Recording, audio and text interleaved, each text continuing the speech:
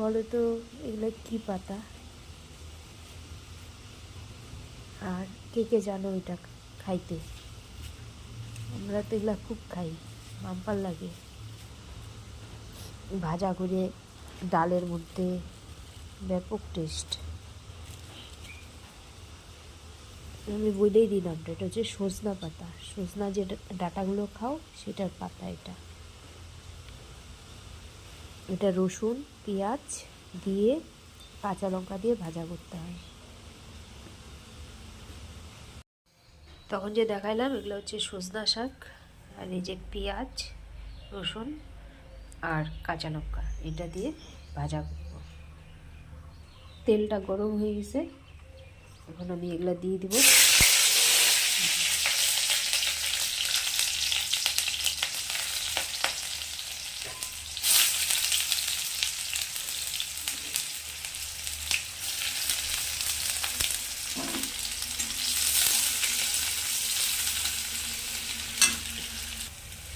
পেঁয়াজ রসুনটা লাল কালার হয়ে গেছে, এখন আমি এই সজনা শাকটা দিয়ে দেবো।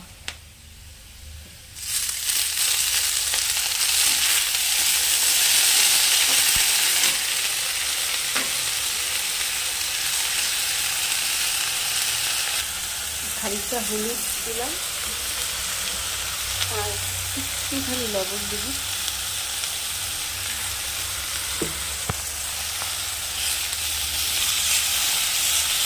এটা ভাজতে বেশি টাইম লাগে না, খাইতে খুব টেস্টি আর পেটের জন্য তো খুব ভালো। কারা কারা খাও একটু কমেন্টে জানাও, কাদের কাদের বাড়িতে সজনা শাক ভাজা হয়।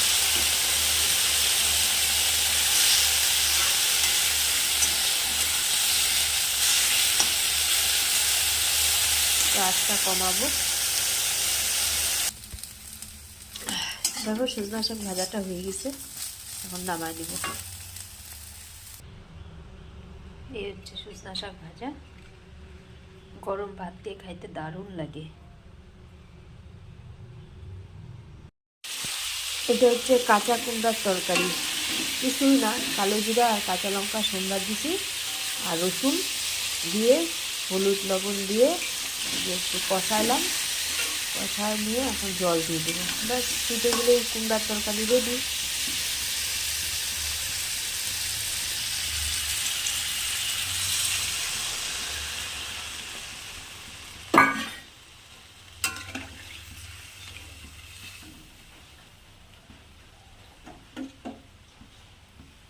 কিছুক্ষণের জন্য একটু ঢাকা দিয়ে রাখবো, ফুটে গেলেই হয়ে যাবে। কুমড়ার তরকারিটা ফুটে গেছে, এখন চিনি দিয়ে দেবো। চিনি দিয়ে একটু নাড়ায় নেব।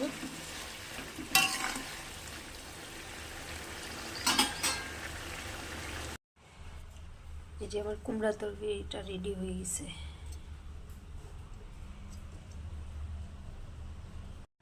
এইবার করব কাঁচা আমের চাটনি। এই যে কাঁচা আমগুলা কাটে নিছি, আর এখানটা একটু তেল দিয়ে দিব। এখন কড়াইয়ের মধ্যে অল্প একটু তেল দিলাম, এখানে দিব শুকনো লঙ্কা, সরষা,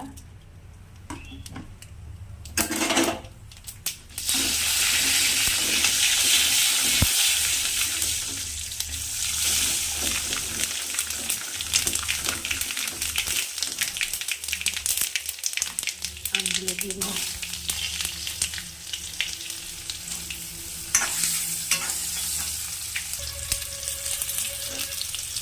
লবণ, হলুদ, ভালো করে নাড়তে হবে। আমগুলা ভাজা ভাজা হয়ে গেছে, এখন আমি জল দিয়ে দিব।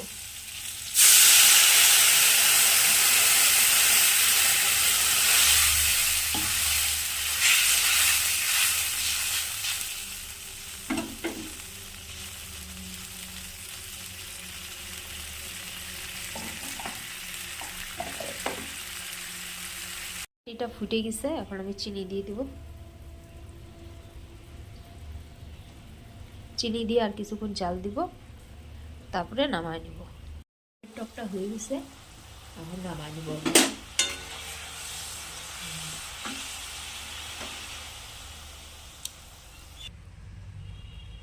এই হচ্ছে আমের টক।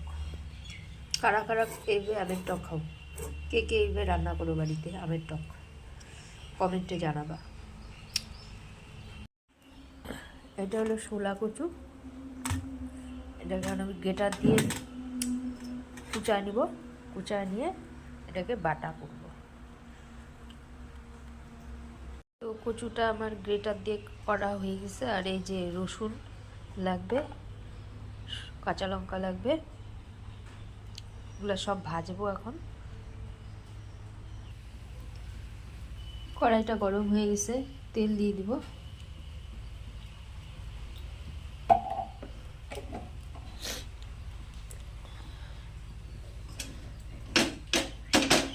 তোমরা বাড়িতে এইভাবে কে কে কচু বাটা খাও অবশ্যই বলবা। তেলটাও গরম হয়ে গেছে, এখন আমি রসুন আর কাঁচা লঙ্কা দেবো।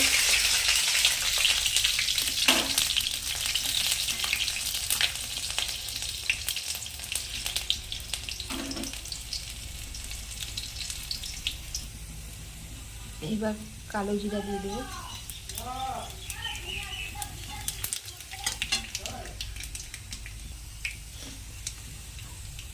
কচুটা দিয়ে দেবো।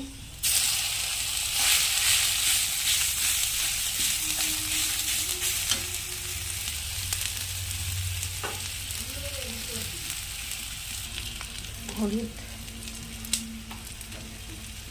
লবণ দিয়ে ভালো করে ভাজতে হবে। আঁচটা এই সময় কমায় দিতে হবে, দিয়ে সুন্দর করে ভাজতে হবে। ভাজার পরে ফিরে আসছি। ছোলা কচু বাটা রেডি, খুব টেস্টি হয় এটা খাইতে। এবার আমি ছোলা কচু রান্না করব। ছোলা কচু এই যে ডুম করে টুকরা টুকরা করে কেটে রাখছি, প্রেশারের মধ্যে দিয়ে দেবো, একটা সিটি মারিয়ে নেব। ছোলা কচু রান্নার জন্য এই যে কাঁচা লঙ্কা লাল রঙের, আর এই যে আদা, ধনিয়া, এলাচ, রসুন, জিরা, এগুলা সব একসাথে বাইটে নেব। ছোলা কচুটা রান্নার জন্য আমি এই যে মুসুরির ডাল ভিজা রাখছিলাম, এটার বড়া করে ছোলা কচু করব।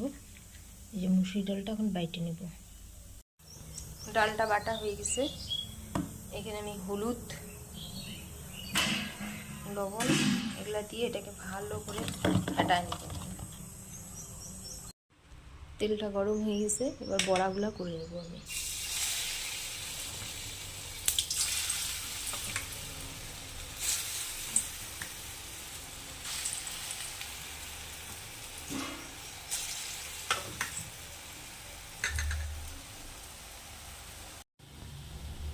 ডালের বড়াগুলো হয়ে গেছে ভাজা, এবার তুলে নেব ওগুলা সব।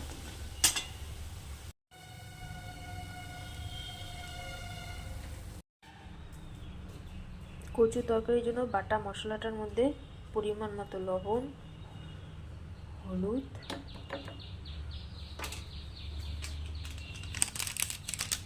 শুকনো লঙ্কা গুঁড়া,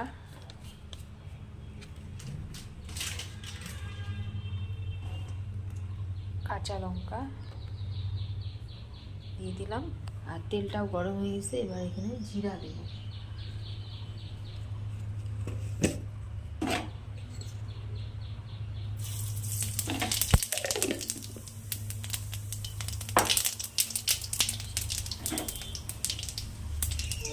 এবার মশলাটা দিয়ে দিব। তেজপাতাও দেওয়া যায়, মানুষের তেজপাতা নাই তাই দিলাম না। মশলার বাটিটা ধুয়ে একটু জল দিয়ে দেবো, দিয়ে এটাকে ভালো করে কষা নেব। মশলার কাঁচা গন্ধটা যখন চলে যাবে, তেলটা ছাড়িয়ে দিবে, তারপরে কচুটা দিব। মশলাটার থেকে তেল ছাড়িয়ে দিতে, মশলাটা কষানো হয়ে গেছে। এবার আমি ছোলা কচুটা যেটা সিদ্ধ করছিলাম প্রেসারে, এটা দিয়ে দিব।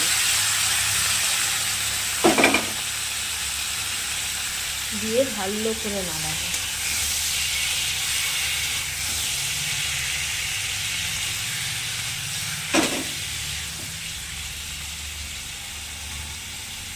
আঁচটা বাড়ায় দিব, অল্প একটু চিনি দিয়ে দিব।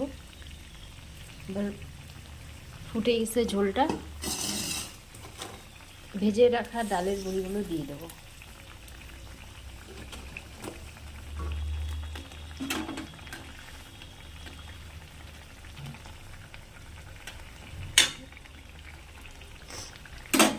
আঁচটা কমায় দিব, কিছুক্ষণ জাল হবে 10-15 মিনিট, তারপরে নামায় দিব।